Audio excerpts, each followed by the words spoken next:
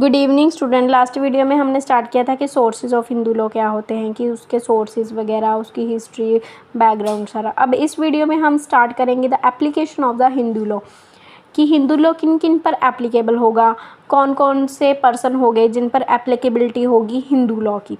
Firstly हम introduction से start करते हैं। Firstly I will read, then I will explain. Introduction. Family law governs matter relating to the family relationship such as a marriage, divorce, maintenance, adoption, succession, and guardianship. In India, family law is largely based on the personal law of the parties, which depend on the religion. The two major personal law system are Hindu law and the Muslim law. Introduction में उन्होंने सिर्फ ये बताया है कि जो family law के matters है ना, वो फैमिली के रिलेशनशिप पे मैटर करते हैं। जैसे फैमिली में क्या होता है, फैमिली में दो कपल्स होते हैं, उनकी मैरिज होती है, अगर उनमें कुछ नहीं बन पाई तो फिर उनका डिवोर्स होता है, फिर वाइफ क्लेम करती है मेंटेनेंस के लिए, फिर गार्डियनशिप, अडॉप्शन, ये सभी मैटर्स फैमिली के रिलेटेड चलते हैं।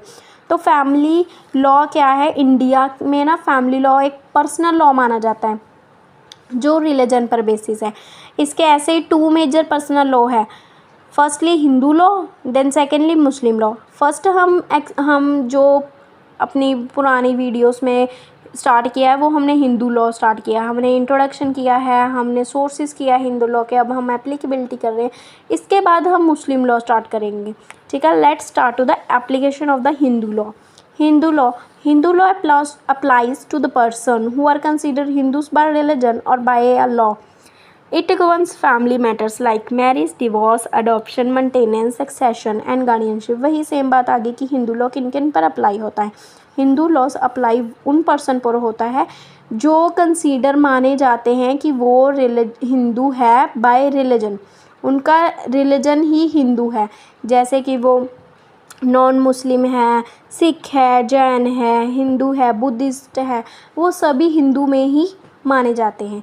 ठीक है, ये क्या करते हैं, उनके फैमिली के मैटर को देखते हैं कि जैसे उनकी मैरिज, डिवोर्स, अडॉप्शन, ये सारी सेम चीज़ें इसमें रिपीट होगी। इसके बाद हम करते हैं कि हु आर हिंदूज़ किन किन को माने जाते हैं। इसमें बताया गया है उन्होंने कि according to the section 2 of the Hindu marriage act 1955 Hindu law apply to the following person. ठीक है, हम फर्स्टली मेनली 3 कैटेगरीज के पर्सन हैं जिन पर हिंदू लॉ अप्लाई होता है, उनके पर्सन पर अप्लाई होता है। फर्स्ट है followers of Hinduism, Sikhism, Buddhism, Jainism. जो बंदे फॉलोअर्स है किसके, हिंदुइज़्म के, सिखिज़्म के, बुद्धिज़्म के और जैनिज़्म, इन पर्सन को हम हिंदूस मानते हैं, इन पर हिंदूस लॉ अप्लाई होता है। Second one is the anyone born to the Hindu parents, जो भी बाय बॉर्न हिंदू में हुआ है, जिसका बॉर्न हिंदू में हुआ, उसके पेरेंट्स हिंदू है, वो anyone who is a not Muslim, Christian, Parsi, जू, मतलब कि वो पर्सन जो नॉन मुस्लिम है, क्रिश्चियन है, पारसी, वो भी हिंदूज में इंक्लूड होगा। ठीक है, नेक्स्ट हमने एक डायग्राम पुट किया है जिसमें बताया है what is Hindu law. Hindu law मतलब कि हिंदू लॉ में कुछ जैसे हमारे लेजिस्लेशन के अंडर ना कुछ एक्ट पास किए जाते हैं जो एक्ट हिंदू लॉ में एप्लीकेबिलिटी होते हैं। जैसे इसमें 2 तरह के होते हैं, एक कॉडिफाई एंड अनकॉडिफाइड। कॉडिफाइड में वो एक्ट आ जाते हैं जो लेजिस्लेशन के अकॉर्डिंग उनको प्रॉपरली माना जाता है, उनको सिस्टमेटिकली उनको अलाउड किया जाता है, उन पर इनेक्टेड किया जाता है, लोगों पर लागू किया जाता है। ठीक है, और दूसरी साइड है कॉडिफाई, वो इतना प्रॉपर खुलकर नहीं आता। ठीक है, 5% है जो माना जाता है, लेकिन कॉडिफाई 95% माना जाता है। कॉडिफाइड लॉ में 4 मेन एक्ट आते हैं। First the marriage act 1955, then the Hindu Minority and Guardianship Act 1956, the Hindu Succession Act 1955, the Hindu Adoption and Maintenance Act। अगर आप लोगों को इसमें थोड़ा डिफ़िकल्टी होती है ना कि आपको अगर डिफ़िकल्टी होती है कि हम कैसे याद करेंगे ईयर, तो इसका सिंपल है कि जो Hindu minority and guardianship act है वो सिर्फ 1956 है, और जो बाकी 3 के हैं, मैरिज एक्ट हो गया, सक्सेशन एक्ट हो गया, अडॉप्शन मेंटेनेंस एक्ट हो गया, ये सभी 1955 के हैं। तो ईज़ी होगा कि हम ऐसे थोड़ा इसे ध्यान में दें। और अनकॉडिफाइड लॉ है जो 5% ही माना जाता है या फिर देखा जाता है इसको। फर्स्ट है इसका joint Hindu family co-partner, right and power of कर्ता and co-partner, joint family property, partition and reunion etc. ये सभी है। हमने मेनली ध्यान देना कि कॉडिफाई लॉ कौन कौन से हैं, हम क्योंकि हम हिंदू लॉ के अंडर ना मेन ये कॉडिफाई लॉ के बारे में ही पढ़ेंगे, ठीक है। लास्ट में हमने पढ़ा था कि 3 जो कैटेगरीज है उन पर हिंदू लॉ अप्लाई होगा। अब हम वो तीनों जो हमारी तीनों वो थी कैटेगरी थी ना तीनों, उनको हम आप डीपली एक्सप्लेन करेंगे। फर्स्टली आएगा हिंदू बाय रिलीजन। हमने पीछे देखा था कि फर्स्टली बंदा जो कि रिलीजन के द्वारा माना जाता है हिंदू, ठीक है। फिर आगे आगे हम उसको एक्सप्लेन करेंगे। फर्स्ट हम स्टार्ट करते हैं Hindu by religion. 3 types of person fall under this category. इसके अंडर भी 3 कैटेगरीज फॉल करती है। First, those who are originally Hindu religion including a Vaishnava, a Lingayat, followers of Brahmo, प्रथा और आर्य समाज, ये सभी हिंदू में इंक्लूड होते हैं, हिंदू रिलीजन्स पर जो पुराने एंशिएंट टाइम से चलते आ रहे हैं, ठीक है।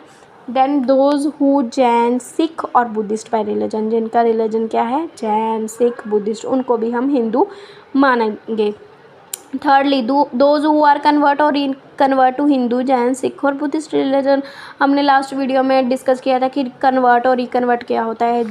जिन्होंने नहीं सुनी वो पहले जाकर रिकन्वर्ट और कन्वर्ट वाला सारा जो है वो देखा है। नेक्स्ट सेकंड पॉइंट आता है हिंदू बाय बर्थ।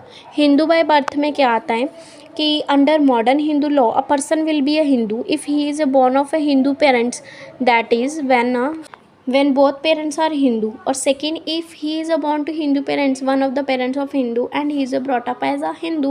सिंपल कि एक तो जिसके both parents हिंदू हो उस पेरेंट्स को बाय बर्थ हिंदू माना जाता है। सेकेंडली जिसके 1 पेरेंट्स हिंदू हो, जैसे कि मदर जैन हो, बुद्धिस्ट हो, सिख हो, तो वो फिर हिंदू में ही कन्वर्ट होता है। मतलब 1 पेरेंट्स इज़ अदर और एक हिंदू होता है तो उसको भी हिंदू ही डिक्लेयर किया जाता है। थर्डली आता है कि हम इसे थोड़ा ब्रीफली करते हैं। देन थर्ड पॉइंट हम स्टार्ट करते हैं कि person who are not Muslim, non Muslim, Christian, Parsi, Jew by religion, कि पर्सन जो नॉन मुस्लिम है, क्रिश्चियन है, पारसी है, ज्यू बाय रिलीजन है, उनको हम मानेंगे Hindu. Under section 2 clause C lays down that the person who is a non-Muslim, Christian, Parsi, Jew is governed by Hindu law unless it is provided that Hindu law is not applicable to such a person. Sometimes it is difficult to prove whether person is Hindu through a negatively. It may be easier provided that the person is not Muslim, Christian, Parsi, Jew. If the negative is proved, such person will be presumed to be Hindu unless this presumption is rebutted by the proving by Hindu law is not application to the such person। मतलब इसमें बस वही बोला है कि अगर कोई person है जो नॉन मुस्लिम है, क्रिश्चियन है, पारसी है, उन पर भी हम हिंदू लॉ गवर्न एप्लीकेबल होता है। इसके नेक्स्ट स्पेशल फीचर्स आते हैं जो हमें टिप्स पर याद होने चाहिए। स्पेशल फीचर्स क्या है?